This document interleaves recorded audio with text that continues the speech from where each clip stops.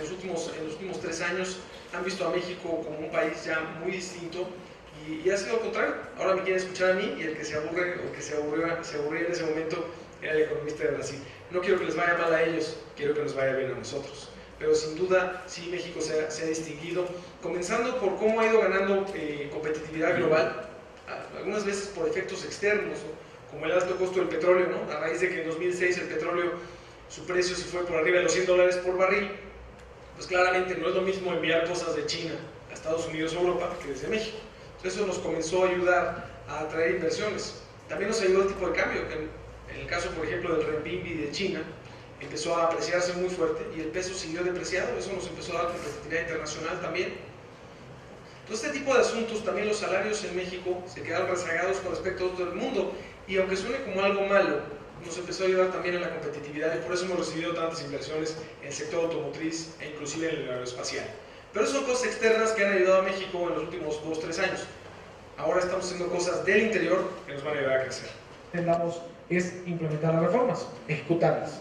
Entonces, de acuerdo a nuestro estudio de largo plazo, ¿cuánto nos va a cambiar el PIB potencial de México? El PIB potencial de México es lo que puede crecer la economía mexicana sin ningún choque, sin hacer ninguna política pública, choque positivo o negativo. Actualmente nosotros lo estimamos en 3%, lo que la economía mexicana puede crecer sin hacer mucho. Ahora, la reforma lo que nos pueden dar, de acuerdo a nuestro estudio, en el largo plazo es 2.5 puntos más, ¿no? La laboral. Es a la reducción del estímulo monetario. La Reserva Federal, el Banco Central de Estados Unidos de Norteamérica, ha estado inyectando mes con mes $85,000 millones, y lo hizo durante todo el 2013. Esa inyección de liquidez de $85,000 millones, imagínense cuánto es casi la mitad de las reservas internacionales de México. Pues imagínense mensualmente inyectarlo a la economía mediante la compra de ciertos bonos que tienen los bancos y dejarles ese efectivo líquido para que lo puedan prestar. Esto lo han estado haciendo ya, lo hicieron muchos meses, y ahora a partir de enero, del 1 de enero, comenzaron a reducir ese estímulo. Quiere decir que todavía hay mucho estímulo, pero ya lo redujeron 10,000 millones, entonces ahora son 75,000 millones. Y probablemente mañana por la tarde la Reserva Federal decida reducir otros 10,000 millones, y entonces vayamos a 65, y así se vayan de aquí a mediados de septiembre, donde ya se termine este estímulo monetario adicional. Entonces, ese famoso tapering o reducción del estímulo monetario, ese va a ser el tema que va a estar dominando este año desde nuestro punto de vista, y realmente, para ser muy sincero, no somos los únicos. Entonces ese va a ser el principal tema. Ahorita platicamos más al respecto. Segundo tema, el famoso techo de endeudamiento de los Estados Unidos. ¿No? El gobierno de Estados Unidos se le aprueba de manera anual, a veces de manera muy irregular, se le aprueba un techo en el cual pueden endeudarse. Este techo de endeudamiento no ha podido llegar a un acuerdo legislativo. Entonces, el día 7 de febrero van a empezar a tener problemas al respecto. Entonces, para tocar estos dos temas y empezar con los primeros dos temas, que van a ser los temas clave que moverán al mundo.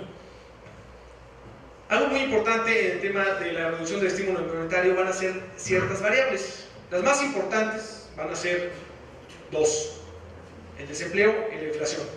Por el lado del desempleo se ve en la gráfica del lado izquierdo.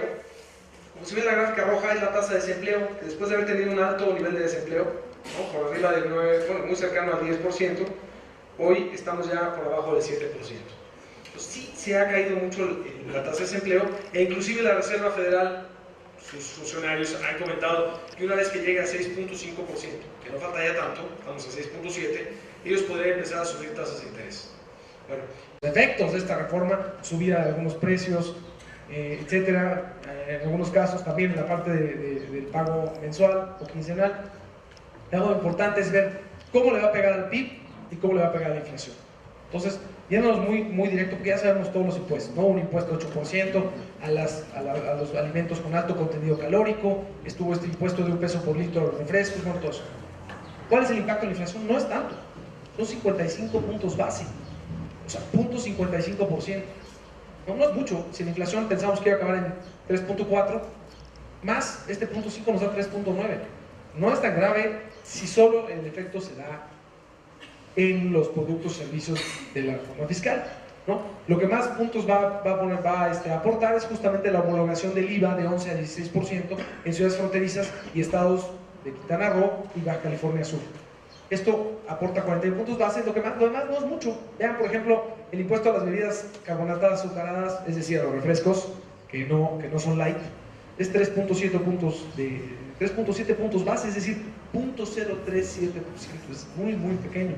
A la comida chatarra también 6.4 puntos base, realmente no es tan grave. Y el desliz del precio de la gasolina, si bien el 1 de enero vimos un incremento muy fuerte por el famoso impuesto verde, que fue más de 16 centavos, a partir de febrero, en lugar de estarse incrementando 11 centavos, va a estarse incrementando 6 centavos. Pues bueno, hay cosas que no son tan graves. Entonces, ¿cómo se ve la inflación este año? Pues ya vimos el primer incremento, ¿no? Incremento muy fuerte. La inflación se nos fue de 3.57 a cerca de 4.63 en la primera quincena de enero, y probablemente se siga subiendo más a niveles de 4.75, 4.8.